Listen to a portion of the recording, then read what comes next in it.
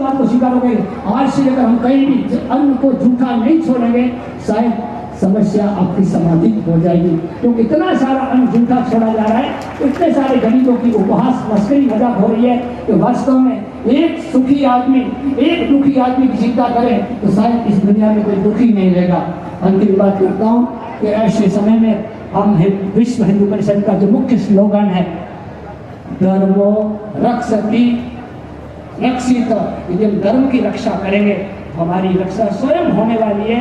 इसलिए ऐसी चिंताएं नहीं करें और आज से प्राण लें कि हम गर्भपात नहीं करवाएंगे, नहीं करवाएंगे, नहीं करवाएंगे। 2002 की साल के अंदर मैं हरिद्वार था, संतों के आश्रम में सामने से मिलने गया था, लगभग 25 संतों के साथ बैठक थी। उसमें एक बात मैंने प्रेम से रखी, महापुरुष हैं आप सभी, मैं एक प्रश्न पूछना चाहता हूँ कि यदा यदा ही धर्मस्य ग्लानिर् भवति भारत, ये दिन कब आएगा?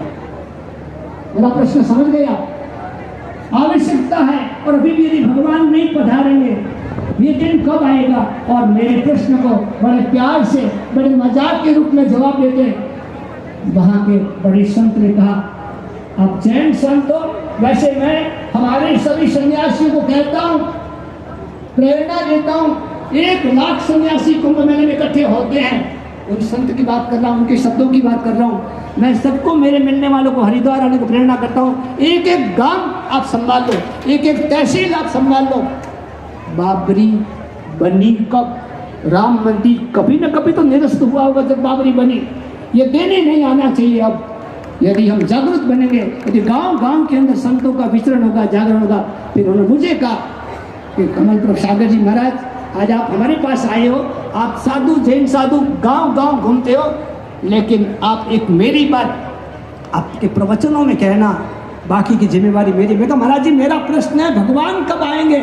उन्होंने कहा जगह जगह जाकर के एक बात रखना, आज मुझे मौका मिला है, मैं आपको कह रहा हूँ, यदि उस संत की बात कर रहा हूँ, हरिद्वार के महंत की बात कर रहा हूँ, उन्होंने कहा एबॉर्शन बंद होगा तो शायद भगवान भी नीचे आने की सोचेंगे। आप पहला भगवान को आना है, भगवान को बिल्कुल आना है, लेकिन हम एक बहाना दे रहे हैं।